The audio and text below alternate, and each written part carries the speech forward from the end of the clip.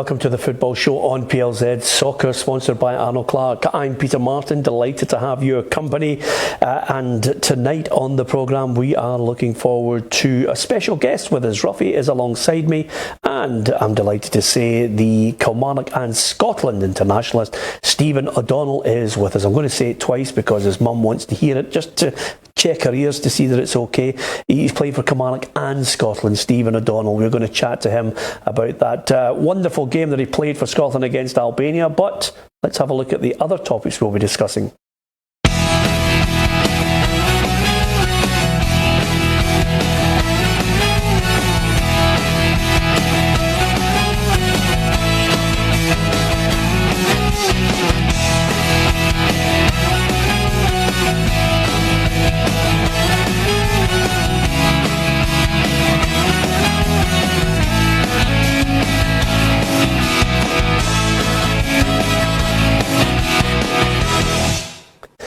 Yeah, lots to talk about. Stephen O'Donnell is now, 4 caps in, Ruffy. Another 50 and he'll have surpassed you. But he's got something on you that you weren't able to do, Ruffy. He played for Scotland with his shorts down. That's how confident he was at Hampden. It was absolutely magnificent to see. Yeah, it's just one of these things that happen in the game. You've got to decide that if they were ripped, they would have to have come off. But fortunately for him, they just had to pull them up. Yeah, we don't want to talk too much about that. He was clearly trying to get your shirt as well. But over and above that, what was it like, playing in that game and playing so well? Yeah, no, I was over the moon and thrilled to be picked. I was massively shocked when I went into the meeting at lunch to find out I was playing. I couldn't have thought with the calibre of player that was sitting all around me. I didn't think for a minute I'd be playing. So it was amazing to get a cap in a competitive match and to play all right in a winning team was really important.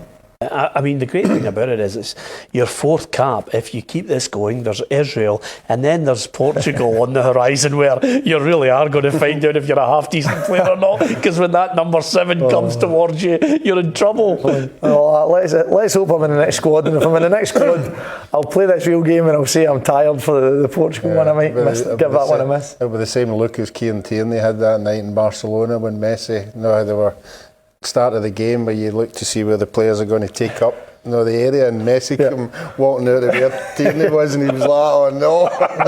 Definitely not what you need to see. Yeah, it's your worst nightmare. I'm going to ask Stephen, we had the hullabaloo about going to South America.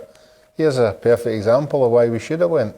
Yeah, because players like Stephen get a chance. Well, it was what we were talking about, Stephen, and I remember the programme, and it's good that you pointed it out, Ruffy. We were talking about if he gets 1 or 2 players that emerge from the South American tour, he's one to watch. No, well, obviously myself, I wasn't even in the original squad for the American tour, so the fact that I got fortunate with a call off and then to play the 2 games was, as I've said before, was something I couldn't have imagined in my wildest dreams. And as I said, I wouldn't have been in that squad, not a chance, if I hadn't managed to go over there and impress the manager and the backroom staff. So for me, it was a massive positive. It was a massive positive at the time, even if it was only 2 caps I've ever managed, because I was just delighted to be there. But thankfully I've managed to get another 2 and hopefully more to come. Yeah, here. If you don't know too much about Stephen O'Donnell, here's what he's all about.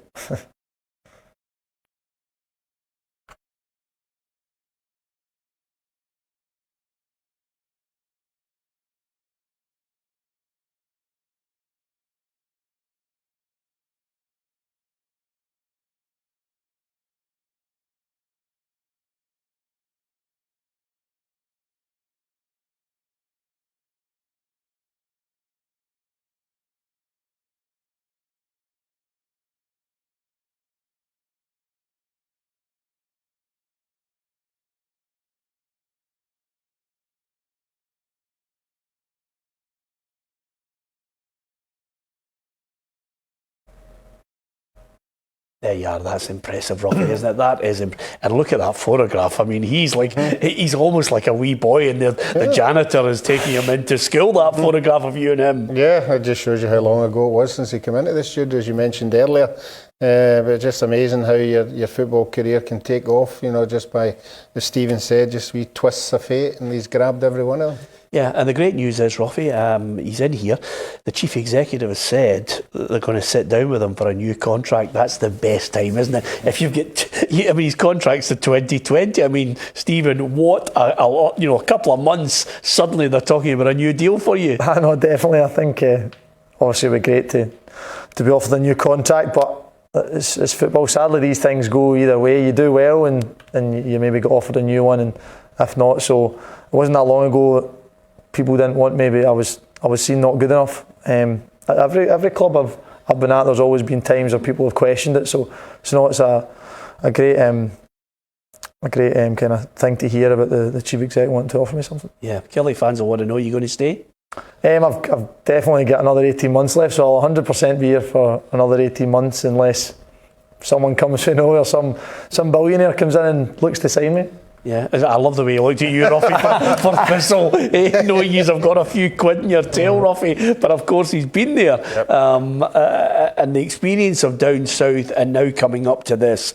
I mean, have you noticed a change in the game up here? You're back on you're on AstroTurf, which is not ideal. I don't want you to slaughter the pitch, but have you noticed a change in the game? Is it getting better? I think football as a whole is it's very difficult to compare anything in it because there's so many variables. For me, I know my performances are picked up with my life off the pitch, settling down and kind of moving on with that side of things. But there's comparisons, a lot more physical down in League Two, but I was at League Two, so I can't compare how the Championship is. It'd be a better place to ask the boys that have played at that level. But for me, the Scottish Premiership is a lot of boys that have a lot of ability.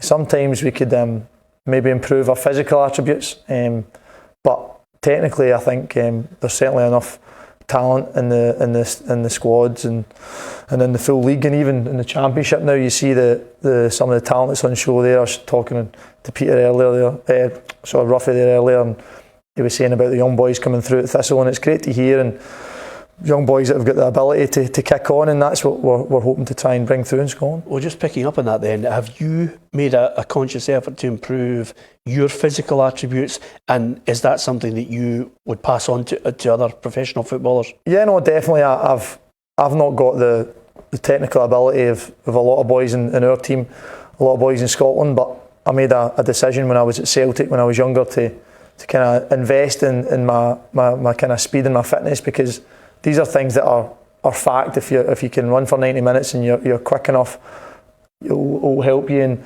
I still go when I can to a guy normally twice a month, hopefully sometimes more depending on games. But because it's a huge part of the modern game is running. Yeah. And I know it's not nice to say, but there's players that are far better than me that haven't managed to represent their country. But just by being able to do the basics of running, working hard, can get you far. But you do yourself a disservice. So you put in some really good balls. You had a great ball in at the weekend. Do you work on the technical ability more? Oh, of course. You need to work in both. I think the main thing is just the work ethic. But being open to that, obviously it's maybe a wee bit harder to work on your technical ability. You do it every day in training as well. You're training every day, and you're not always specifically working on your strength or your speed. And it's something that I do feel is a positive to my game, and hopefully it continues. When you were away with the Scotland team, did you notice that there's another level you need to get to, just training with guys and playing against the better players? Definitely the sharpness and everything they do is. I was blown in every warm-up. Yeah. I was absolutely knackered. But so was Ruffy, and he was a keeper. He's not seen Woods' warm-ups. They looked horrendous as well. But no, it's. I think the sharpness is probably the main difference. But as I say, you strive to be the best you can, and I'll continue to do that. Yeah, who impressed you? I mean, who did you enjoy in that Scotland squad that you thought, I didn't know him, but I like him? There was a lot of boys impressed. The squad as a whole couldn't have been nicer to me. I felt I got on with most of the boys, if not all of them. And in training, it's hard. You don't train too long when you're away because it's all kind of gearing up towards the games. But we done crossing drills. And I got a bit of stick.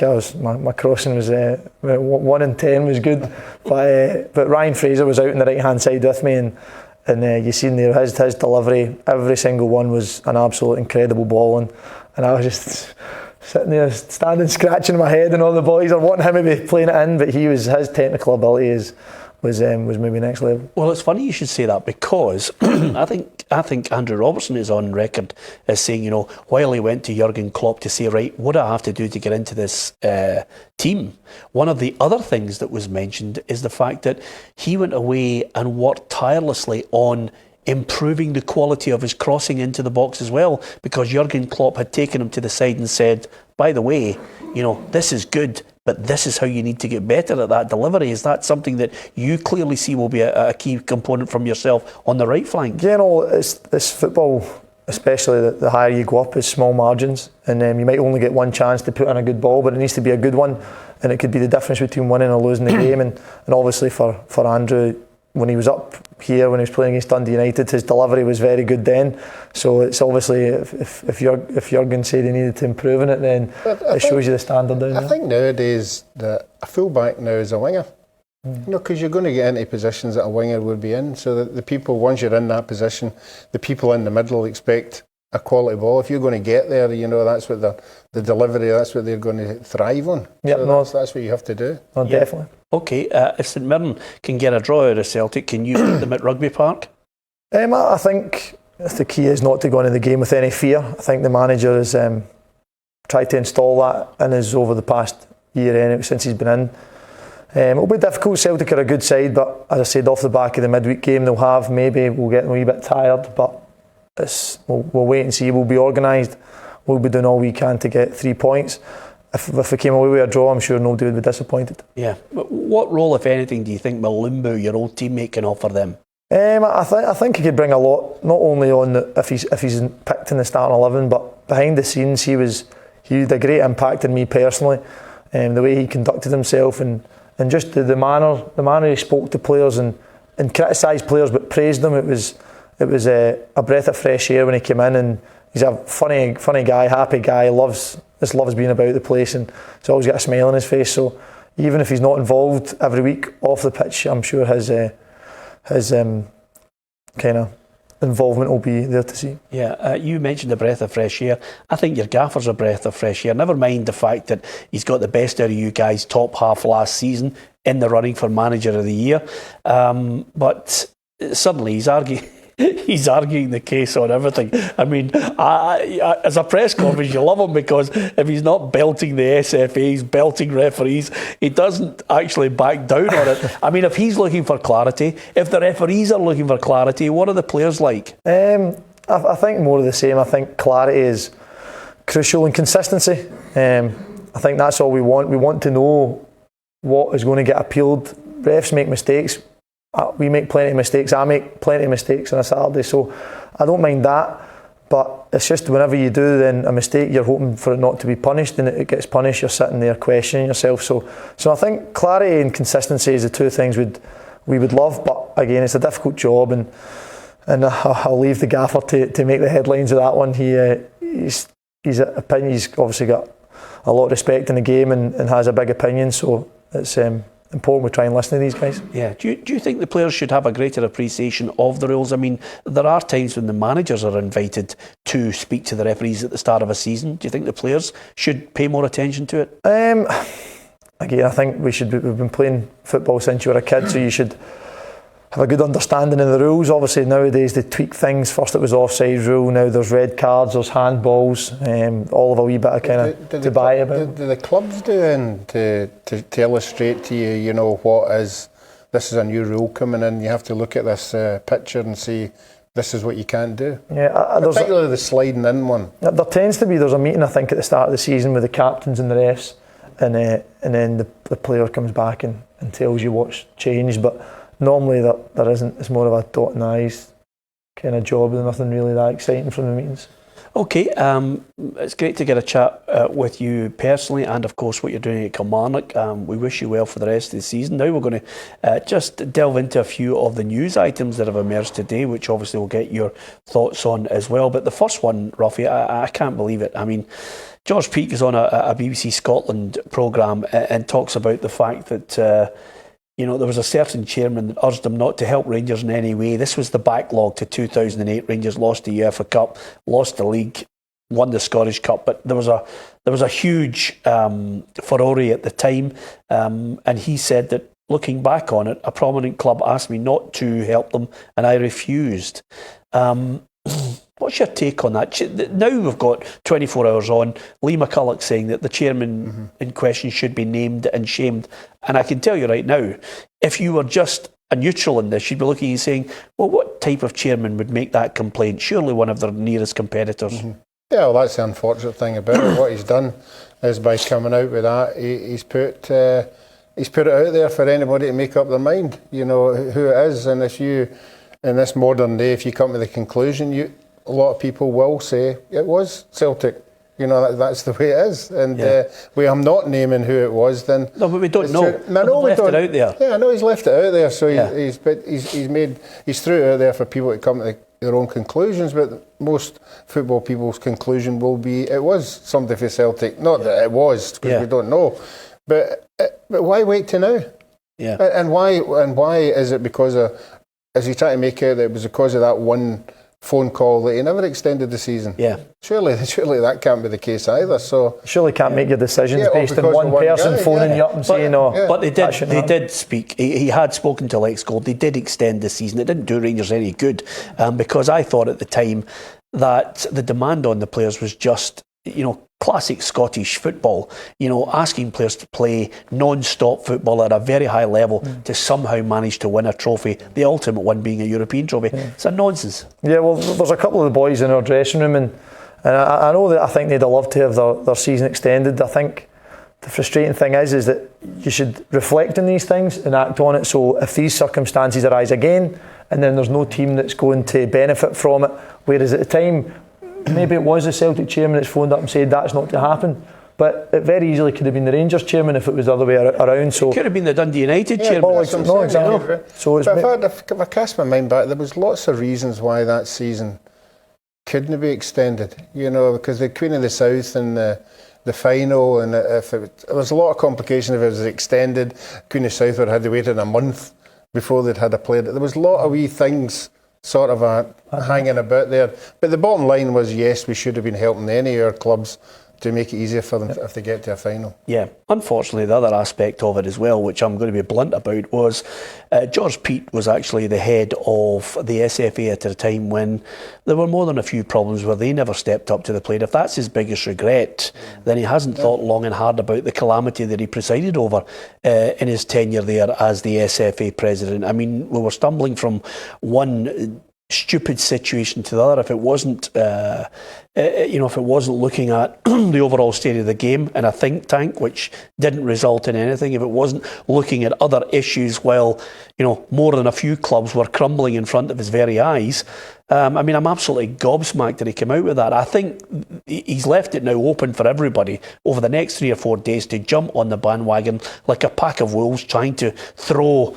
accusations at who the chairman was that asked for it. You know, I mean, at the end of the day, I think there were more than a few other things that he should have had regrets for in his tenure as the chairman. But that aside, we wait to see if indeed the chairman's name emerges over the next couple of days. Not that I think it matters now, because Lee McCulloch and Barry, our very own pundit, will look and say to themselves, it's gone, there's nothing you can do about it. The lunacy of asking Rangers to play that many games, in the end, they just couldn't actually perform at the highest level. A couple of things to go before we finish. Tomorrow, I can tell you on the programme, we'll have an interview with Tommy Burns' son from America. Jonathan is talking about the legacy that his dad leaves behind. And of course, hopefully, he's carrying on the torch of the Burns name, coaching kids in America. We'll hear from Jonathan because it's ahead of a great programme that I've watched, which you can see on BBC Alba at 9 o'clock on Friday. Tommy Burns' story of playing and managing as well. And of course, his personal life, and certainly something not to be missed. Just before that, of course, this is the season of statements coming out right, left and centre. Craig Levein says that Dundee United almost ruined John Souttar. You played with him, made a good game for Scotland. Yeah, no, he's definitely a young centre half. I was actually in the first night I was in the room with him, and I think he's played over 120 games or something like that in the Premiership. For a boy at 21 at centre half is some going. Again, obviously, Craig Levein will have his own reasons why he's saying that, but young players, it's very difficult. What's the right path for them, and everyone will have a different opinion on it. So to come out with such a bold statement is maybe a bit harsh on Dundee United. Yeah, absolutely. Dundee United have released a statement with regards to this. Dundee United are very disappointed to read the derogatory and misleading statement attributed to the manager of a fellow Scottish FA member club relating to ex-United player John Souttar. As a club, we're rightly proud of our long-standing and widely held reputation for developing young talent.